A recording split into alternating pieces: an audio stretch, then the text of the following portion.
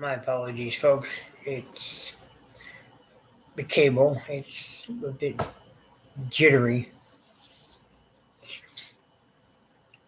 Anyway, how you doing up there in YouTube land? Yep, I'm back.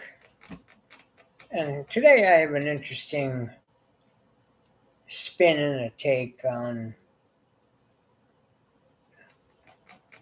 things that your pastor would love to say, but won't.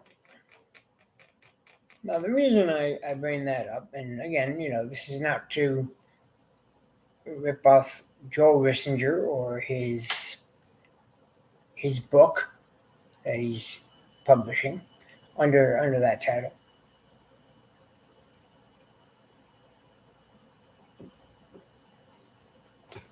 But I always believe in fresh new perspectives on certain subjects. Things that, sometimes we don't touch it with a 10-foot pole.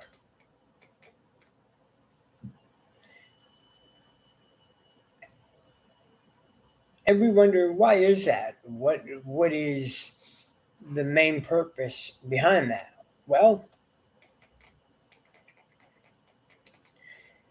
because we live in a time, an era that ultimately says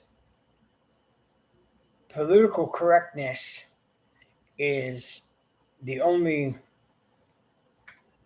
true form of truth that is readily available to every human who wishes to download this encyclopedia of immense knowledge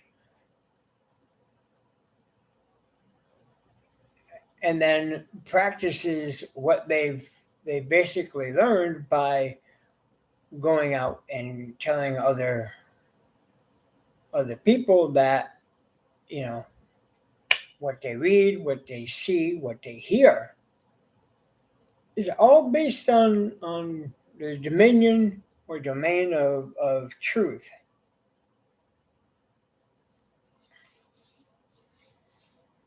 And they may even go as far as saying, I'm not going to lie to you. Don't question what I say to you. Just believe me when I tell you. Now, see, I'm a person that is not easily duped by somebody who uses that kind of argument to ultimately try and gain a one-up on human society because they want to sound more intelligent than other people.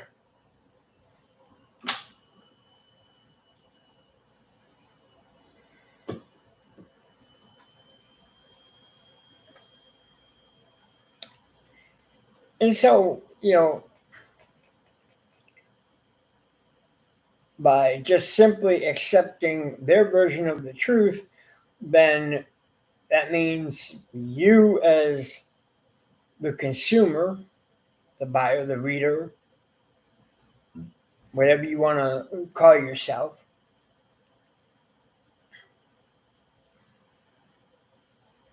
then doesn't question anything.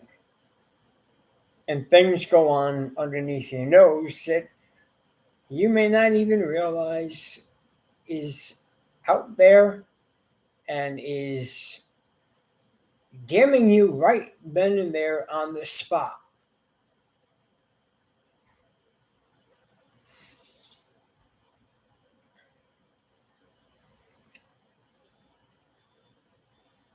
Take, a sermon on, I don't know, homosexuality. Now, there are a lot of preachers who will not touch anything in the Bible that talks about homosexuality.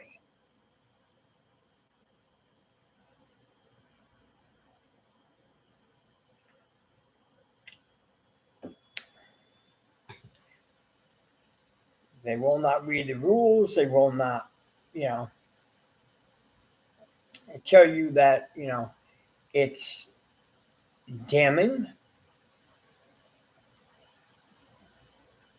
and that what they're really telling you is simply accept and love the individual. Don't try to separate the meat from the potato. Put the meat and the potato together and eat it. You know, it tastes better when you combine it.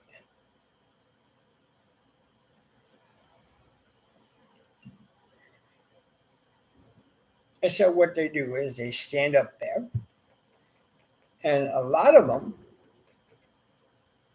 simply don't say a word about the subject.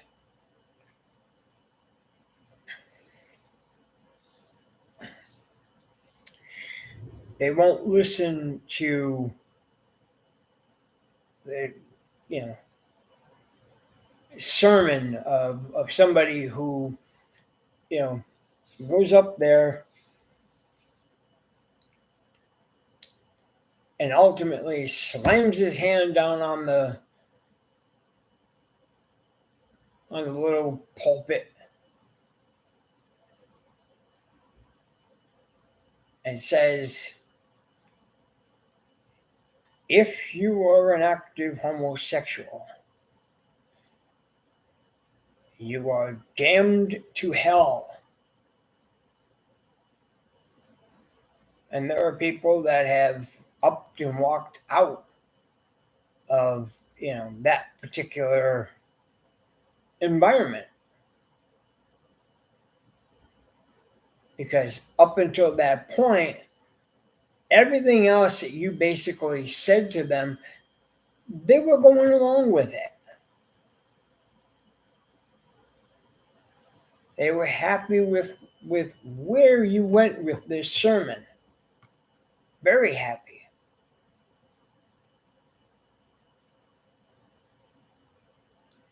But then you went and you spilled the beans. You plucked my last nerve. How dare you?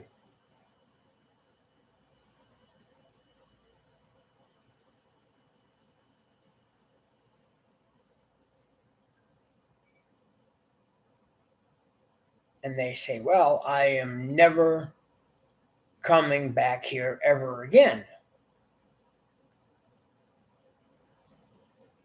And they say, I'm telling all my friends, and we're going to paint you as a homophobic, a bigot, a racist. We're going to draw up this smear campaign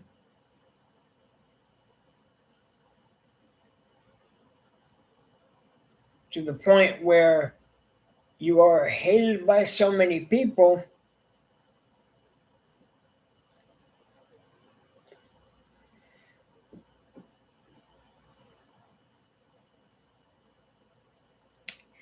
you may not have a congregation by the time you're done,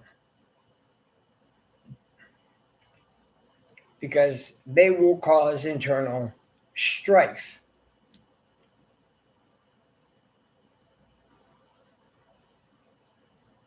They'll be disruptive. They'll talk about you behind your back. They'll stab you in the back. But at first, they'll be nice to you in front of your face.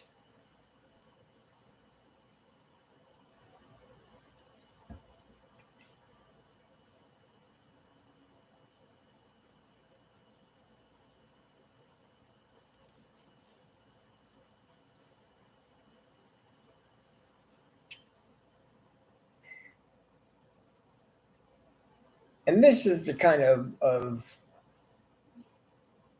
modern day society that we live in. We live in a age of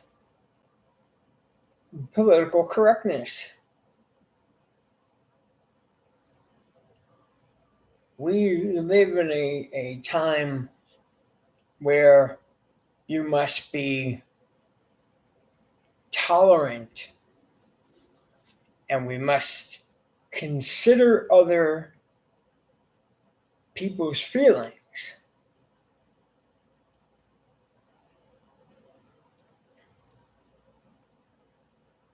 Now, you see, in my time, there was no time for the wishy washy.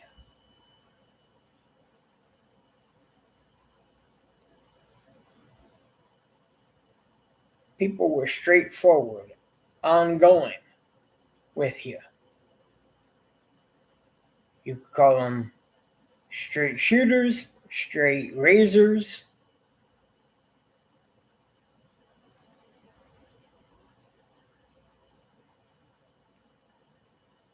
But either way,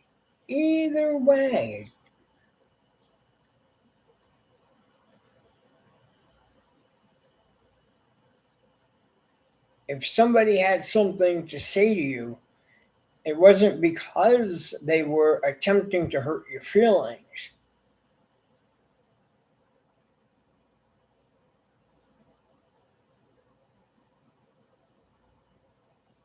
They wanted to let you know that you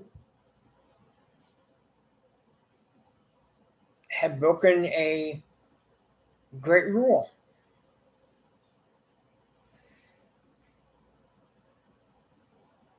And you say, well, again.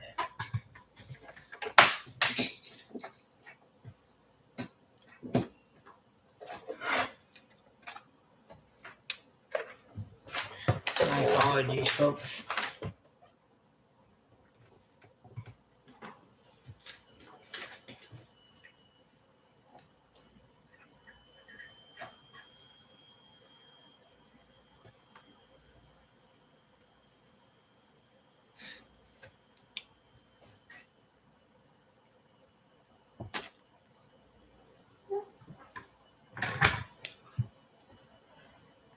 Now, where was I? Oh, yeah.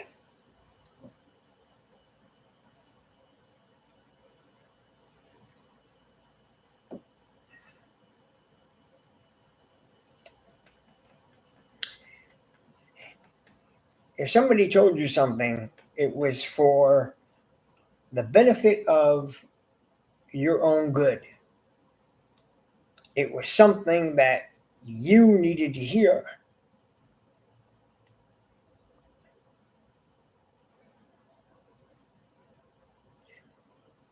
Nobody sugarcoated it.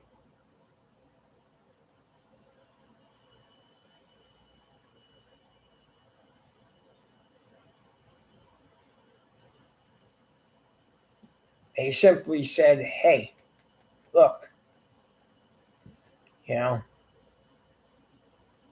I know what you're doing and I don't approve.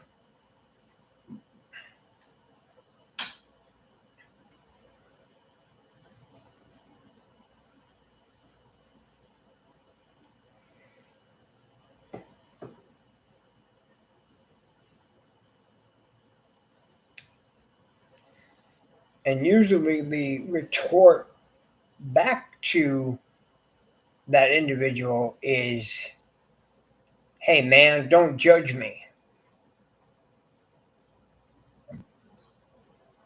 Or, only God can judge me.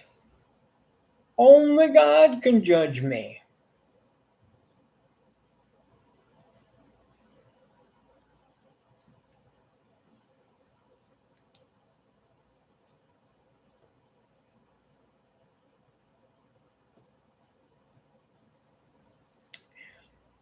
Now, see, this is where modern society screws up. Every single solitary day of the week, they screw up.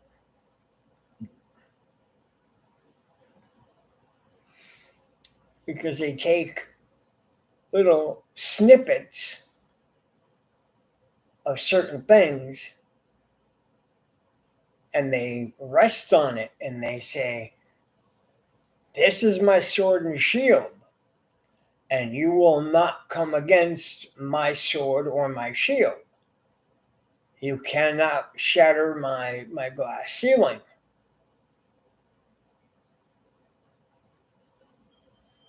They are closed minded individuals.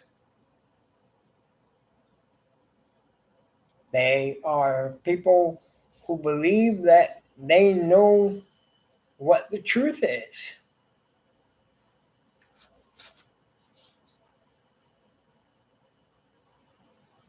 They are people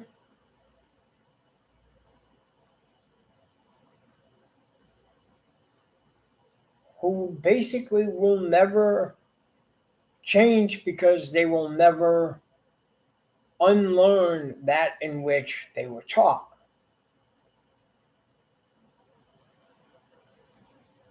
They will always try to work the varying angles.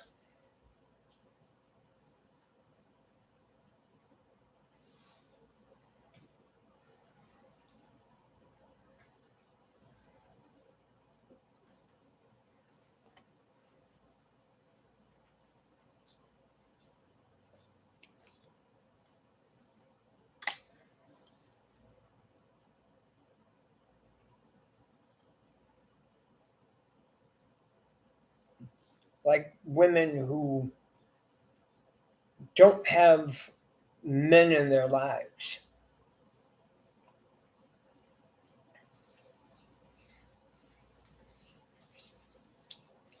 And they got kids.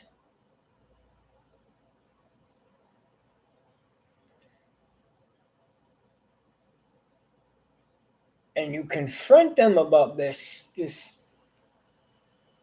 bad behavior, these damaging life choices that they make.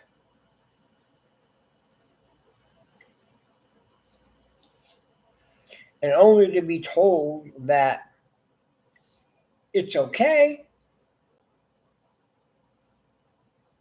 because, I got a baby out of it. I got a baby out of it.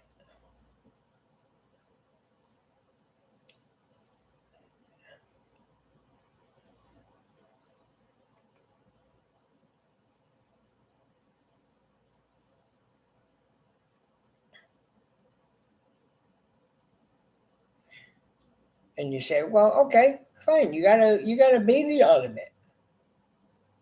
Okay. Now, where's the man who helped you produce this baby that you're so proud of yourself to have? Where is your helper? Would you like me to tell you where your helper is? Your quote unquote helper is out helping himself to sample more goodies just like he sampled you as a bag of goodies.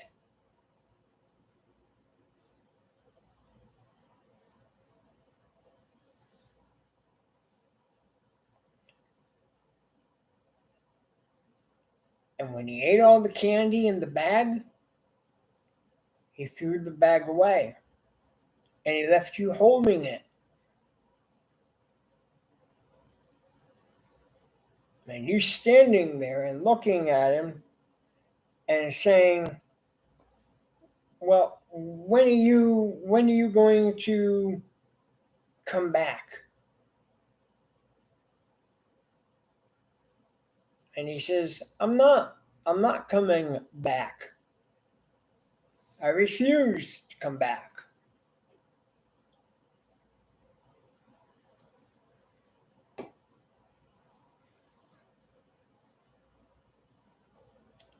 Well, you just can't leave me holding the bag. And he says, oh, yeah, I can. I can change my name. I can change my address. I can change my appearance. I can disappear like I'm Jimmy Hoffa.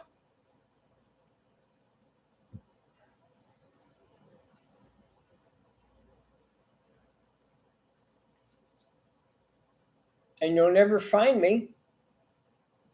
So don't bother going out and trying to, search the white pages or looking up my information online or calling my family or talking to my friends or co-workers or boss or whomever, because they're not going to tell you where I'm at.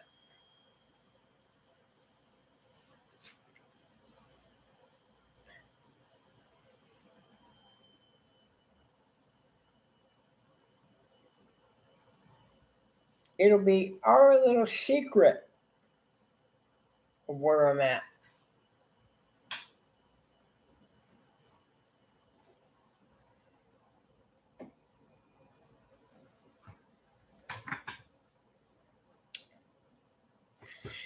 And what do you end up doing? You end up getting angry and you start becoming non trustworthy.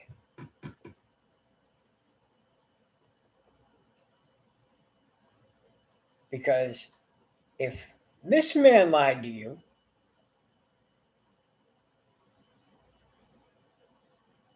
and said to you, you'll never find me, I'm disappearing,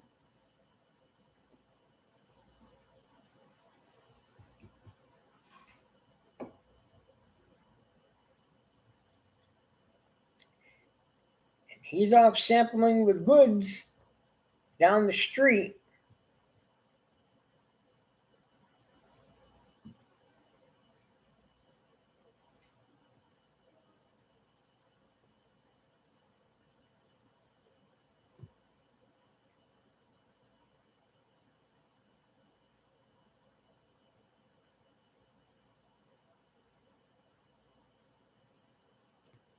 the only thing left for you is to be a parent of that illegitimate child. They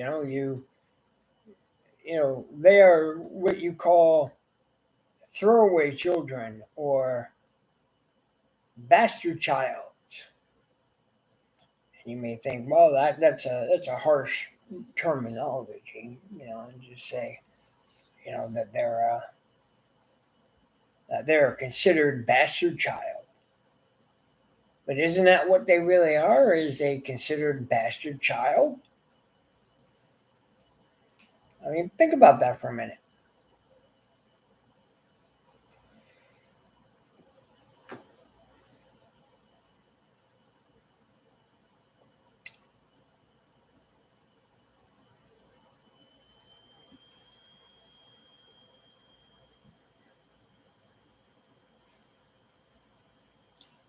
You took the time to make a baby with this guy, but then you turned around and you said, wait a minute, whoa, whoa, whoa, whoa, whoa, whoa, that's not what I signed on for, buddy.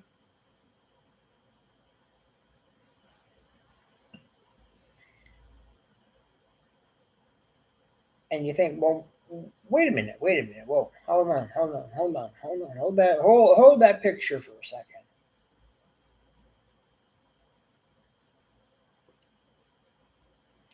What did you expect was going to happen?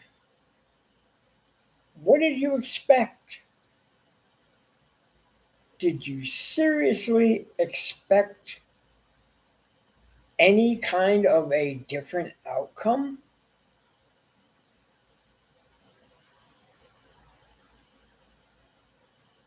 I mean, if you did, you're living in a dream world.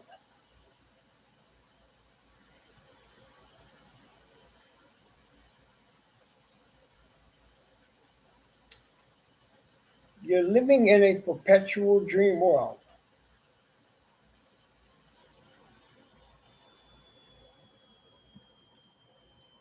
He didn't want anything to do with you. He wanted your body, and you wanted his,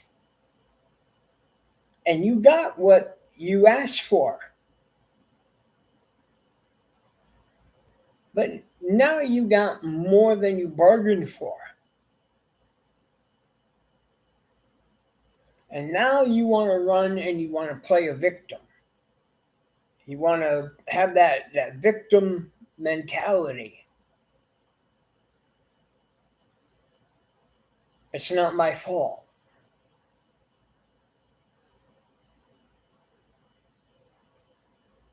Well, to quote George C. Scott from a movie, well, who do you want me to blame? Phil Rizzuto?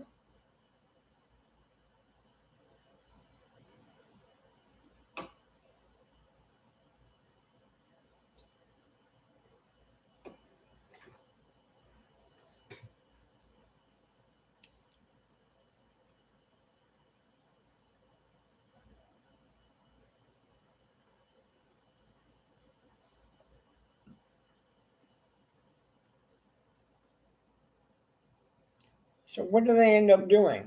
They end up coming. They end up coming to church on Sunday mornings, right? Because they think that you know, here there is, this is Planet Fitness. It is a no judgment zone.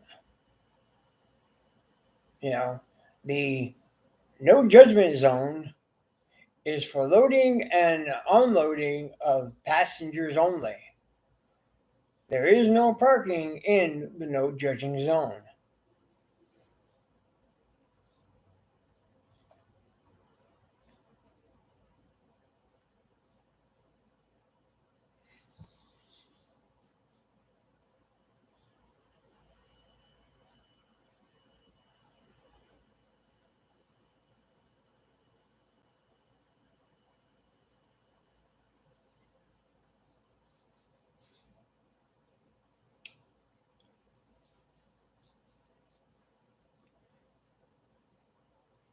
And as long as there's no parking in that no judgment zone,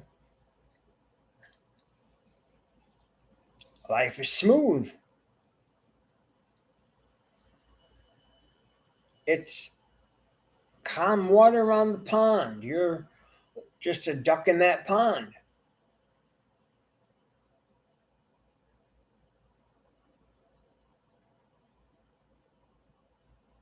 See, underneath the water, your feet are paddling hard.